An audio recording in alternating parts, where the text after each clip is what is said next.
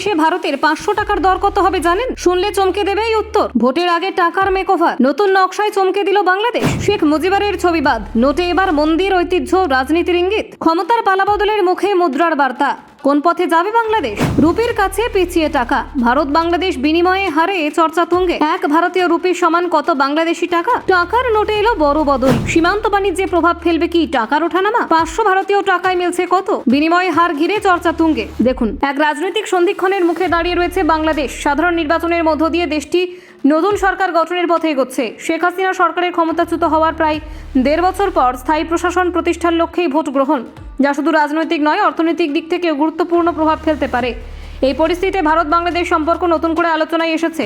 দুই দেশের কূটনৈতিক সম্পর্ক যেমন গুরুত্বপূর্ণ, তেমনই মুদ্রা, বাণিজ্য, সীমান্ত অর্থনীতি এবং সামাজিক বিনিময় সমান তাৎপর্যপূর্ণ।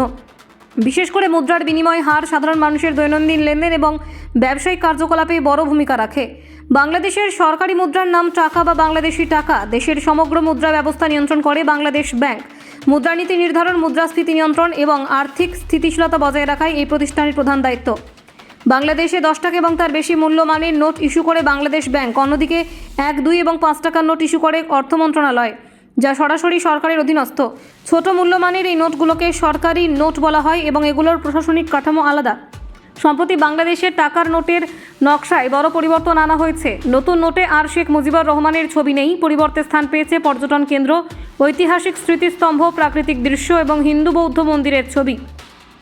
সরকারি সূত্রে জানানো হয়েছে, এই পরিবর্তনের লক্ষ্য হলো দেশের সাংস্কৃতিক এবং ধর্মীয় বৈচিত্র্যকে তুলে ধরা এবং আন্তর্জাতিক অঙ্গনে একটি নিরপেক্ষ এবং অন্তর্ভুক্তিমূলক ভাবমূর্তি তৈরি করা। রাজনৈতিক পরিচয়ের পরিবর্তে ঐতিহ্য এবং সংস্কৃতিকে প্রাধান্য দেওয়ার এই পদক্ষেপকে অনেকেই তাৎপর্যপূর্ণ হিসেবে দেখছেন। ভারতের সঙ্গে বাংলাদেশের মুদ্রার তুলনা করলে দেখা যায় ভারতীয় রুপির মূল্য বাংলাদেশি টাকার তুলনায় বেশি, ফলে বাংলাদেশে ভারতীয় রুপির ক্রয় ক্ষমতা তুলনামূলকভাবে শক্তিশালী অবস্থানে থাকে, বিশেষত সীমান্তবর্তী ব্যবসা এবং পর্যটনের ক্ষেত্রে। 12 ফেব্রুয়ারি 2026 তারিখে বিনিময় হার অনুযায়ী ভারতীয় 1 টাকার মূল্য প্রায় 1.35 বাংলাদেশি টাকা। অর্থাৎ একজন ভারতীয় যদি 1 লক্ষ টাকা বাংলাদেশে নিয়ে যান, তাহলে বিনিময়ে প্রায় 1,35,000 টাকার বেশি পাওয়া যেতে পারে, যা লেনদেনে গুরুত্বপূর্ণ প্রভাব ফেলে। একইভাবে ভারতীয় 500 টাকার বিনিময় মূল্য বাংলাদেশে প্রায় 676 টাকার বেশি। এই হার প্রতিদিনের বাজার দরের উপর নির্ভর করে পরিবর্তিত হয়। তাই আন্তর্জাতিক লেনদেন বা ভ্রমণের আগে সর্বশেষ বিনিময় হার জেনে নেওয়া প্রয়োজন। এই বিনিময় হার নির্ধারণে আন্তর্জাতিক বৈদেশিক মুদ্রাবাজার, আমদানি রপ্তানি পরিস্থিতি, বৈদেশিক রিজার্ভ এবং রাজনৈতিক স্থিতিশীলতা গুরুত্বপূর্ণ ভূমিকা পালন করে।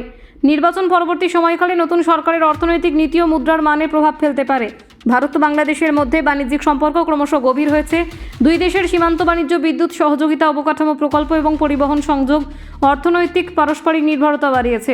Bureau report, Bangla digital TV.